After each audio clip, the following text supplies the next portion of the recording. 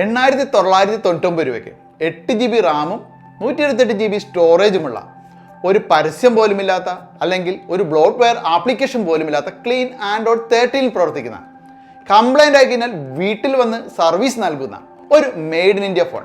അതാണ് ലാവയുടെ യുവ 3 Pro എന്ന് പറയുന്ന നമ്മൾ ഇന്ന് ഈ പരിചയപ്പെടുന്ന മൊബൈൽ ഫോൺ. അപ്പോൾ എന്തായാലും നമുക്ക് ഇതൊന്ന് പരിചയപ്പെടുന്നതിന് മുമ്പ് ഇത്തരത്തിലുള്ള അൺബോക്സിംഗ് നിങ്ങൾക്ക് ഇഷ്ടമാണെന്നുണ്ടെങ്കിൽ വീഡിയോ ഒന്ന് ലൈക്ക് ചെയ്യാൻ മറക്കല്ല കേട്ടോ.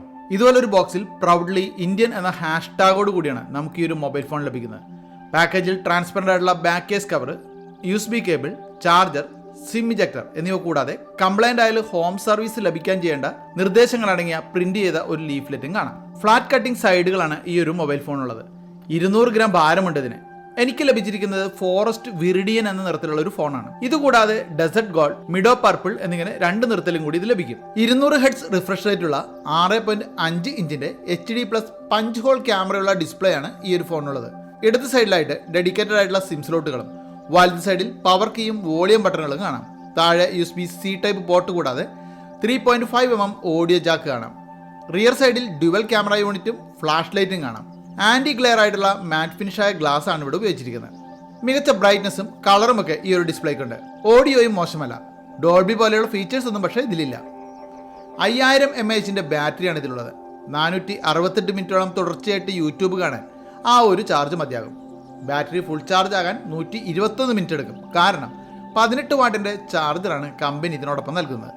അനാവശ്യമായ ആപ്പുകളോ ക്ഷണിക്കാതെ വന്ന് പരസ്യം കാണിച്ചു പോകുന്ന ഫീച്ചറോ ഇതിലില്ല. ക്ലീൻ ആയിട്ടുള്ള ലേറ്റസ്റ്റ് ആൻഡ്രോയിഡ് 13 ആണ് ഇതിൽ ഉപയോഗിച്ചിരിക്കുന്നത്. 8 GB റാം ഉണ്ട്. 8 GB വെർച്വൽ റാം സപ്പോർട്ട് കൂടി ഇതിനുണ്ട്.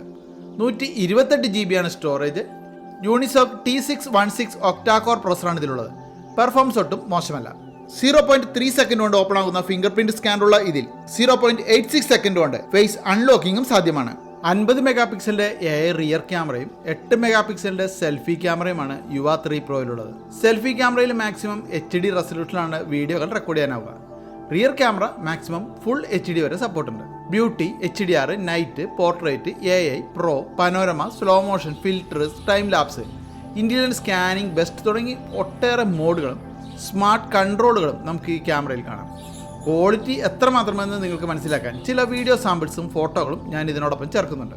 അനോണിമസ് ആയിട്ട് കോൾ റെക്കോർഡ് ചെയ്യാനുള്ള സൗകര്യവും മൊബൈലിൽ നിന്നും TV-യിലേക്ക് മിറർ ചെയ്ത് കാണാനുള്ള സൗകര്യവുമൊക്കെ ഈ ഒരു ഫോണിലുണ്ട്. അപ്പോൾ അത്യാവശ്യം കാണാനൊക്കെ വലിയ കുഴപ്പമില്ലാത്ത, നമ്മൾ കൊടുക്കുന്ന പ്രൈസിനുള്ള ഒരു സ്പെക്കും പെർഫോമൻസും ഒക്കെ തരുന്ന ഒരു മൊബൈൽ ഫോണാണ് ലാവയുടെ യുവ 3 Pro എന്ന് പറയാം. അത്യാവശ്യം നല്ലൊരു സ്പെക്ക് തന്നെയുണ്ട്. ഈ ഒരു കാറ്റഗറിയിൽ ഈ ഒരു പ്രൊസസർ ഉപയോഗിക്കുന്ന മറ്റു മൊബൈൽ ഫോണുകളായിട്ട് കമ്പയർ ചെയ്യുമ്പോൾ ഇതിൻ്റെ പ്രൈസ് കുറച്ച് കുറവ് തന്നെയാണെന്ന് നമുക്ക് പറയാം. പിന്നെ ഒരു മെയ്ഡ് ഇൻ ഇന്ത്യ ഫോണാണ്. അപ്പോൾ ഇതിനെക്കുറിച്ച് നമ്മൾ ഇത്രയൊക്കെ പറയുമ്പോൾ എന്തെങ്കിലും ഒരു കുറവ് പറയണ്ടേ? അതാണ് ശരി. അപ്പോൾ അങ്ങനെ കുറവ് പറയുകയാണെങ്കിൽ എടുത്തു പറയേണ്ട ഒരു കാര്യം എന്ന് പറഞ്ഞു കഴിഞ്ഞാൽ ഇതൊരു 5G ഫോണല്ല, ഇതൊരു 4G ഫോണാണെന്നാണ്. എന്നാലും നമ്മുടെ വീട്ടിലുള്ള മുതിർന്നവർക്കൊക്കെ ഒരു മൊബൈൽ ഫോൺ ആദ്യമായിട്ട് വാങ്ങിക്കൊടുക്കുമ്പോൾ നമുക്ക് തീർച്ചയായിട്ടും ഇത്തരത്തിലൊരു മൊബൈൽ ഫോൺ പരിഗണിക്കാം. അപ്പോൾ മെയ്ഡ് ഇൻ ഇന്ത്യ മൊബൈൽ ഫോണുകളെ കുറിച്ച്, പ്രത്യേകിച്ചും ഇത്തരത്തിലുള്ള വില കുറഞ്ഞ മൊബൈൽ ഫോണുകളെ കുറിച്ച് നിങ്ങളുടെ അഭിപ്രായങ്ങൾ എന്താണ്? ആ വീഡിയോക്ക് താഴെ കമൻറ്റ് ഇടുക. ആ വീഡിയോ ഇഷ്ടപ്പെട്ടാൽ ഒന്ന് ലൈക്ക് ചെയ്യാനും മറക്കല്ലേട്ടോ. അപ്പോൾ മറ്റൊരു വീഡിയോയിൽ നമുക്ക് വീണ്ടും കാണാം.